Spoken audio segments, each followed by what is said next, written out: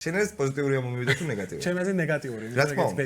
ახალი ფეხბურთელების ფორმები არ იყიდება, -40 მილიონი წაგებ. მე არავინ არ მიყიდება. მე გაიყიდება ახალი ფეხბურთელების ფორმა. არ ვიცი, -40 მილიონი წაგება.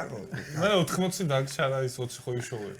ხო, მე როგორც მივხვდით მაყურებლებო, ფინანსური ფეირპლეის ჯარიმა მოვიდა -25 მილიონი. 25 რა ამბობია. არ ვიცი, ბიჭო, 65 მილიონი დავკარგე უკვე სისწულელის. 25 იყო ანდრო? კი.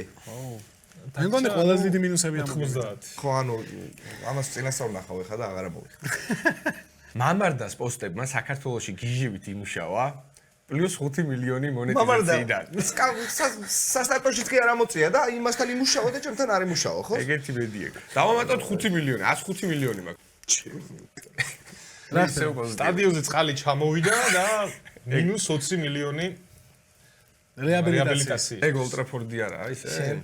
მე მაგ მენეჯმენტის შედეგებით უკმაყოფილოა -10 მილიონი შარულების შემოჭერისთვის.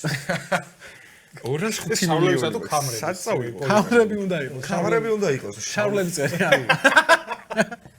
ხო და მე უარესი შეიძლება გიყო საფონდო ბირჟაზე კრიზისია -30 მილიონი სპონსორები. ვა, რა კაია ბიჭებო.